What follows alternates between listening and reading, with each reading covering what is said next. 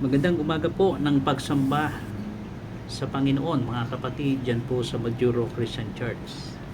Kamusta po kayo mga kapatid? Ito po ang inyong Kuya June, no? At pasensya na po kayo at namimiss ko pong isuot itong aking barong, ano. Nagulat nga yung ate ninyo. Sabi niya, saan ba pupunta? Actually po, namimiss ko pag araw po ng linggo, no, na minsan naman ay magbarong at mapil ko ulit na ako po ay nasa isang kongregasyon, no, na tuwing araw po ng linggo at kasama po kayo para po sa pagsamba sa ating Panginoon. So pagpasensyahan nyo na po, ano, at pagbigyan nyo na po ako ngayong araw na ito. Okay. At sa pangalan po ng ating Panginoon Kristo ay kinakamusta ko po kayo, kami ni Ate Lisel, at nawa po ang lahat ay nasa maayos na kalagayan at patuloy na pinagpapala po ng ating Panginoong Diyos. Okay, tayo po ngayon ay sama-samang sasamba sa Panginoon at ipagpapatuloy po natin ang ating pinag-aaralan po sa ating series na salita ng Diyos.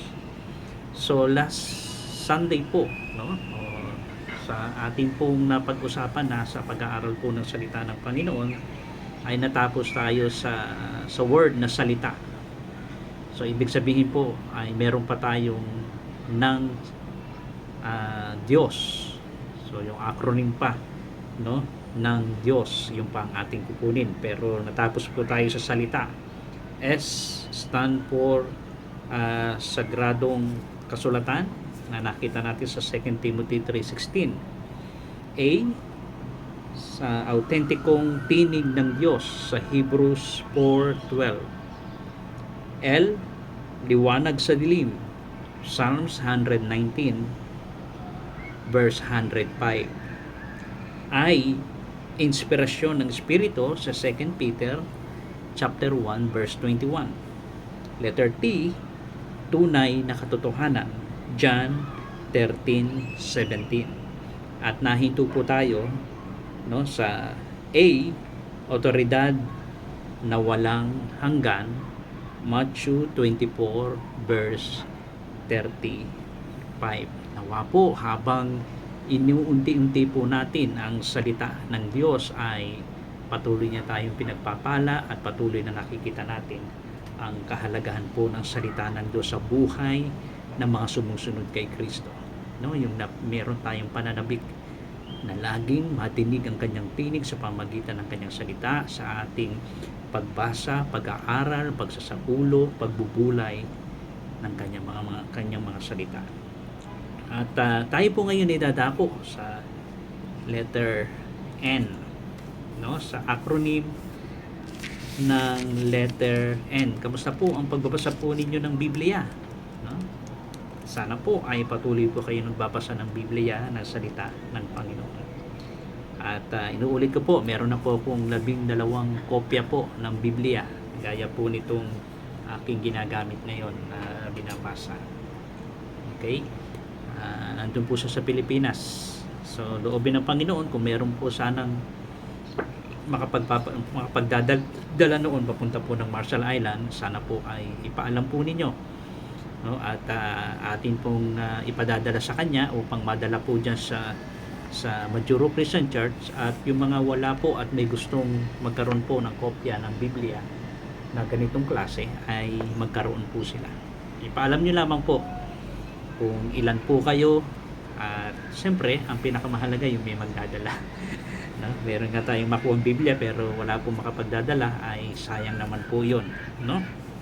Okay, tayo po muna po yung manalangin sa Panginoon. Salamat po aming Panginoon sa araw ng linggo upang sama-sama kami sa araw ng Diyos na kami po isasamba, mag-aaral ng mga salita mo, magpalakasan at magdalanginan sa inyo, Panginoon. At lalo higit ang araw na ito ay araw po ng aming sama-samang pagsamba para sa inyo. Patuloy po namin kayong makilala, mapaglingkuran, mabigyan ng kaluwalhatian, maawitan, Panginoon, ng papuri at pasasalamat. Samahan po kami ng Santong Espiritu sa aming pag-aaral na ito na siyang magpapakita ng mga katotohanan na kanyang tuturo sa amin upang kami po ay inyong pagpalain sa pamamagitan po ng pagsasabuhay ng mga itinuturo ng inyong mga salita. Pangunahan niyo po kami at gabayan sa pangalan ni Kristo Jesus. Amen. Okay, letter N. Sa acronym po ng letter N para po sa salita ng at ang kabuuan po nito ay salita ng Diyos. Nandito po tayo sa letter N. Samahan po ninyo kung basahin natin ang Jeremiah 17 verse 10. Jeremiah 17 verse 10. Actually po, ito na po yung aking Bible reading sa Jeremiah. Meron po itong 52 chapters. Nandito na po ako sa 49 chapter. Kuhanin po natin ang isang talata sa kabanatang 17 ng Jeremias sa Lumang Tipan. Alam po natin ang istorya at nilalaman po ng aklat ng Jeremias ay ang paghahayag ng Diyos upang sakupin at alipinin po ng bansang Babylonia sa ilalim ni Haring Nabucodonosor ang Israel o ang Huda o ang buong Jerusalem. At paulit-ulit na makikita po natin dito dahil sa kanilang hindi pagsunod sa salita ng Diyos, sa sinasabi ng Diyos, sa kalooban ng Diyos. Paulit-ulit mula sa kanilang mga ninuno, sa kanilang mga magulang, ng kanilang pagsuway sa Diyos. Ito po yung makikita natin na talagang ang puot ng Diyos sa kanyang puso, yung kanyang hinanakit, yung kanyang sakit na nararamdaman. Dahil sa kanyang piniling bayang Israel na dapat sana ay sumunod sa kanya, sa kanyang mga sinasabi. Alam po ninyo, habang binabasa ko po ang aklat ng Jeremias na ito, alam natin, tinawag si Jeremias na the weeping prophet. Yung iyakin po itong si Propeta Jeremias. Dahil sa tuwing makikita niya ang kalagayan po ng bayan ng Diyos, ang Huda, kung paanong alipinin, kung paanong bumagsak sa kahihiyan dahil po sa kanilang pagsuway sa ating Panginoon, pagsuway sa Diyos, dahil sa pagsamba nila sa ibang Diyos, dahil sa kanilang hindi pagsunod sa mga sinasabi ng Diyos. Kaya dito po sa aklat ng Jeremias, patuloy po na mababasa at makikita niyo ito ang sinabi ng Diyos kay Jeremias, ito ang pahayag, ito ang mensahe, sinabi ng Diyos na makapangyarihan sa lahat. Ginamit niya si Propeta Jeremias. Pero nakakalungkot, sa lahat ng sinabi ni Jeremias mula sa sinasabi ng Diyos na si Yahweh, ay hindi po sila sumunod. Naging matigas ang kanilang puso upang ang ating Diyos ay kanilang hindi sundin. Kaya naman ano ang sabi ng ating Panginoon? Anong sinabi ng ating Diyos? Nararapat lang na talagang parusahan, pahirapan, wasakin ang bayang Israel dahil po sa kanilang kasalanan ginagawa na paulit-ulit sa ating Panginoon. Kaya tingnan po natin ano yung acronym ng letter N sa salita ng Diyos. Chapter 17 ng Jeremias, verse 10. Ito po ang sabi sa verse 10.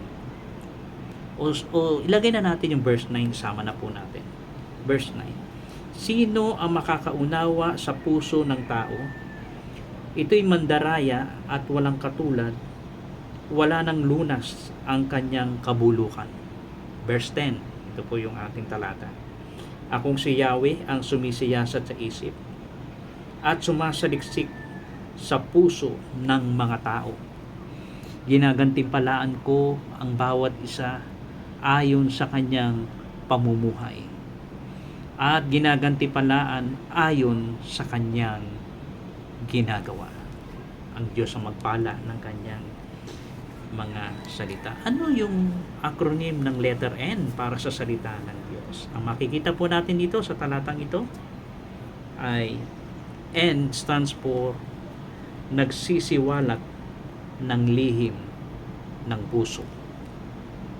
Nagsisiwalat ng lihim ng puso. Ibig sabihin po, siya yung naghahayag po kung ano ang nilalaman ng ating puso. Kaya ang tanong dito, sino sa verse 9? Sino nga bang makakaunawa sa puso ng tao? Ito'y mandaraya at walang katulad. Wala nang lunas ang kanyang kabulukan. Kasi po, ito yung sitwasyon po talagang ng bayan ng Israel, ng Huda, ang buong Jerusalem, kung paanong sila'y sinakop, winasak ang kanilang bayan dahil sa kabulukan at kasamaan ng kanilang mga puso. Pero dito sa letter N na makikita natin sa acronym ng salita ng Diyos, sa talatang binasa natin, nagsisiwalat ng lihim ng puso. Yan ang malinaw na sinabi ng ating Panginoon. Ako ang Panginoon ang sumisiyasat ng puso at sumusubok ng isip upang bigyan ang bawat isa ayon sa kanyang mga lakad, ayon sa bunga ng kanyang mga gawa. May mga bagay sa loob natin na kahirap ilantad. Di ba? Mga iniisip na walang nakakabasa. Mga motibong ayaw ipaalam. At mga damdaming pilit itinatago. Subalit walang nakakaligtas sa Diyos. Sa pamagitan ng kanyang salita, inilalantad niya ang totoo sa ating puso at isip. Hindi para lang ilantad, kundi upang ituwid at hubugin niya tayo. Yan po ang ating Diyos. No? Hindi man natin alam kung anong mga iniisip natin, ano ang ating motibo. No? Totoo po yun. Bakit ba nandito tayo sa Majuro Christian Church? Bakit tayo sumasamba sa Panginoon? Bakit ka nandyan? Diba? Hindi natin alam eh. Pero tandaan po natin, ang Diyos ang nakakaalam ng laman ng ating puso at ng ating isip. At kung may mga mali at kasalanan, no, diyan sa ating puso at isipan, hindi mo man sabihin yan, alam ng Diyos yan. Pero tandaan mo, kayang ilantad ng Diyos ang laman ng ating puso at ng ating isip. No? Hindi lang sa layunin para ilantad niya, ipakita at ihayag kung ano ito, kundi upang ituwid at para hubugin niya tayo sa nais niya para sa atin. Kapag binabasa natin ang kasulatan, no, ang salita ng Diyos, hindi lang ito basta aral na pumapasok po sa ating puso at isipan. Ito po ay tulad ng isang salamin na nagsisiwalat ng ating tunay na anyo sa harap ng Diyos. Parang si Apostol Santiago, di ba? Na tayo po ay tulad ng isang humaharap sa salamin na nakikita natin ang ating sarili. Alam niyo kung nasaan, tinuturo niya kung nasaan marumi, ano yung dapat natin ayusin. No? Gaano ba kayo katagal tumitingin sa salamin? Lalo na yung mga kababaihan. 5 minutes, 10 minutes. O minsan, yan ang madalas na pinag-aawayan ng mag-asawa. Yung tagad-tagad mo naman kasi. No? Akala mo naman may bababago. Ganun din pa na. Ganun din naman. Ano? Meron lang tayong mga itatagpi, mga ipapahid sa ating pagmumuka para lamang sabihin natin para maging maayos. Pero nakikita natin kung ano yung mga dapat nating ayusin, ano pa man. Yan ang gawain ng salamin. At ganyan po ang salita ng Diyos. Ipinapakita, no, sa atin at habang binabasa natin ang kasulatan na siya nagsisilbing salamin sa atin, ay siya ang nagbibigay lamang ng aral at nagbibigay at pumapasok sa ating isipan mga dapat nating gawin. Ito ay tulad ng salamin na nagsisiwalat ng ating tunay na anyo sa harap ng Diyos. Yan ang Biblia, di ba? Kapag nagbabasa tayo ng Bible, di ba, lagi natin naranasan talagang tinatamaan tayo. O minsan sa pakikinig natin ng salita ng Diyos, no, habang nagsasalita sa harapan natin si Kuya Hernan natin, no, kung sino man yung mga pinakikinggan natin, o habang pinakinggan po ninyo salita ng Diyos ngayon, minsan maiisipan natin, baka pinariringgan ako ni Kuya, no, kasi nararamdaman natin yung sakit, no, na na magkabila kasi ang talim, no, ng salita ng Diyos. Sinabi ng aklat ng Hebreo, di ba? Kabanatang 4. Magkabila talim yan eh. So sa mensahero, bago niya masaktan kayo, kami muna, no, ang nakadarama at siyang sumasakit sa amin kung kami man ay may mga bagay na mali, pagkakasala na dapat ituwid. Kami muna bago kayo ng mga nakikinig. Pero ang salita ng Diyos ang gumagawa nito, no? Talagang ipinapakita nito, no, na kung ano ang tunay na anyo natin sa harapan ng ating Diyos habang binabasa natin ang salita ng Diyos. Maaari nito ipakita ang ating kahinaan, yung maling hangarin natin, o lihim na kasalanan na itinatago natin. Ngunit kasabay nito, inahayag din ito ang kagustuhan ng Diyos na baguhin, no? Ang kagustuhan niya na baguhin at linisin tayo ng Diyos. Yan po maganda. Pinapakita niya yung mali, pinapakita niya yung kasalanan, pinapakita niya kung ano yung mga gusto niyang baguhin sa atin. At salamat dahil ito ang layunin ng salita ng Diyos para linisin niya tayo, baguhin niya tayo, at hubugin niya tayo ayon sa kanyang kalooban sa pamagitan ng kanyang salita. Yan po ang Biblia. Yan po ang salita ng Diyos. So, ang kaibahan ng salita, no, ang kaibahan ng salita, no, para sa lahat ng iba pang mga salita ay ito: kaya nitong tumagos hanggang sa pinakasulok ng ating pagkatao. Naarok nito. Talagang nararamdaman natin. Kaya minsan naaaray tayo kapag tayo ang tinatamaan ng salita ng Diyos o ng sermon na pinakikinggan natin. Aray. Di ba? Dahil talagang hinahawakan nito ang ating pagkatao.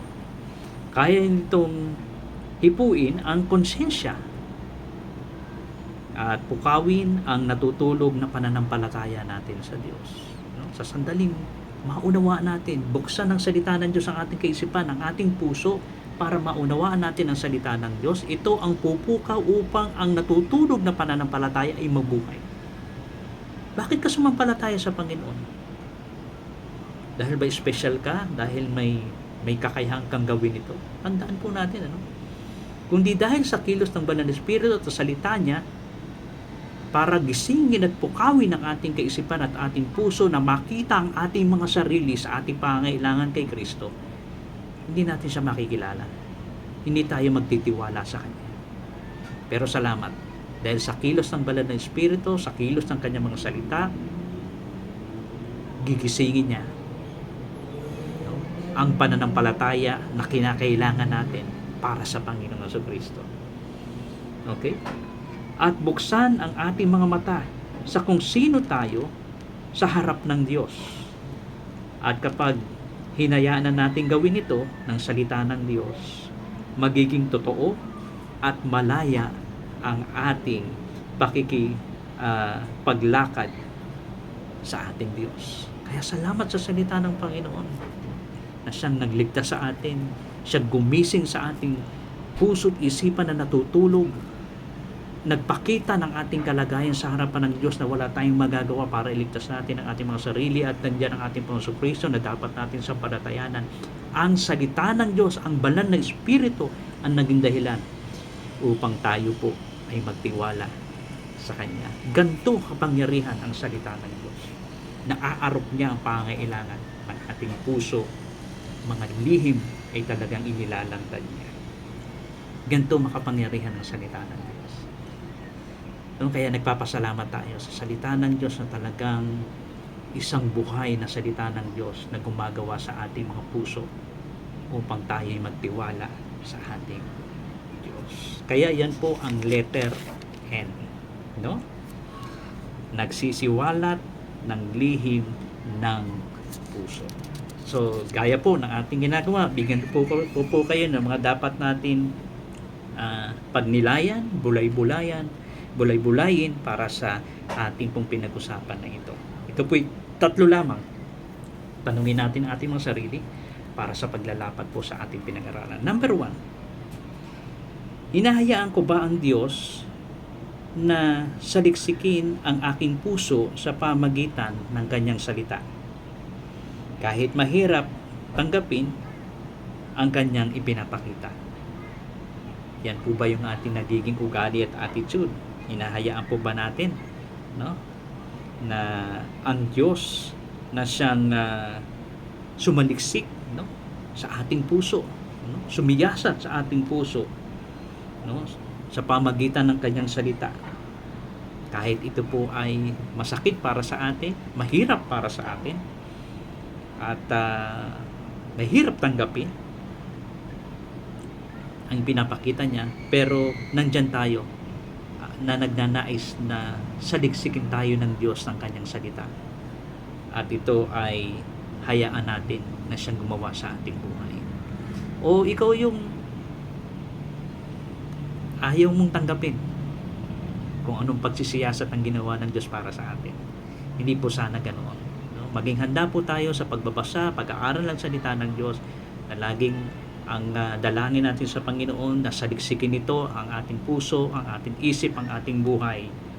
Mahirap man yung mga bagay na dapat nating alisin sa ating buhay sa ipinapakita ng Diyos, sa ipinakikita ng kanyang salita, pero nandyan ka na nagpapasako at handang tanggapin kung ano ang ninanais ng Diyos na ipakita para sa atin. Mahirap po yun, no? Yung gusto lamang nating tanggapin, yun ang gusto nating pakikinggan natin. Ang salita ng Diyos ay makapangyarihan, ang salita ng Diyos ay talagang mabisa para sa atin. Ikalawa, anong mga bahagi ng aking buhay ang nais kong isuko at ipalinis sa Kanya? Kasi po, salamin po ang salita ng Diyos. Ipapakita ng Diyos sa bahagi ng ating mga buhay ang nais niyang isuko natin, ang nais niya na linisin para sa atin. Ano po sa palagay po ninyo ang ipinapakita ng salita ng Diyos sa atin? Yung mga bagay na dapat nating isuko sa Kanya. Kasi po baka may mga bagay na hindi pa tayo sinusuko sa Panginoon. Maari yung ating mga bisyo na alam natin nakakasira sa ating katawan, at lalo na sa kaluwalhatian ng ating Panginoon Kristo. Pwede nating sabihin sa Panginoon, at pwede nating marahil habang binabasa natin ang salita ng Diyos, ipinapakita niya na isuko mo ito sa Kanya. Ipagkatiwala natin ito sa Kanya. Dahil alam nating masisira ang ating buhay at masisira ang ating pakikisama sa Diyos sa hindi magandang bagay na ito. Okay? Baka may mga bagay ka na dapat isuko sa Panginoon. Ipapakita ito ng salita ng Diyos. At anumang mga karumihan na ipakita rin sa atin, nawa handa tayo na ito ay ipalinis natin sa ating Panginoon. Ikatlo, nakikita ko ba ang salita bilang daluyan ng paghahayag ng Diyos kung sino talaga ako at kung ano ang kanyang layunin para sa akin? Ang ganda po ng salita ng Panginoon talaga, no? Ipapakita ng salita ng Diyos, no, na talagang mula sa salita ng Diyos ay dadaloy ang pagpapahayag ng Diyos kung sino talaga tayo at kung ano ang kanyang layunin para sa atin. Kaya napaka dakila ng salita ng Diyos para sa atin. Gusto mo malaman kung anong kalooban ng Diyos? Nandyan, basahin mo ang salita ng Diyos. Gusto mo malaman kung anong gusto ng Diyos para sa iyo? Nandyan ang salita ng Panginoon, basahin natin yan. Kung ano ang layunin, kung ano ang goal, kung ano ang aim, ano ang purpose ng ating buhay, bakit na tayo niligtas, nandyan ang salita ng Diyos. Ang salita ng Diyos ay sapat na po para maunawaan natin kung ano ang nais ng Diyos sa ating mga buhay. Kaya napakahalaga po ng Biblia. Kaya sana po, kung gusto nating maunawaan kung ano ang nais ng Diyos sa ating buhay at ano ang kanyang kalooban, ipapahayag ito ng salita ng Diyos. Sapagkat anumang mga lihim natin sa ating puso ay kaya niyang ilantad at kaya niyang ipakita sa atin. Kaya purihin natin ang Panginoon, sapagkat sa pamamagitan ng salita ng Diyos, ito ay nagsisiwala ng lihim ng puso. Hindi ko nababasa kung ano ang mga laman ng ating puso. Pero tandaan po ninyo, ang salita ng Diyos, ng ating Panginoon, batid niya, nauunawaan niya ang laman ng ating mga puso.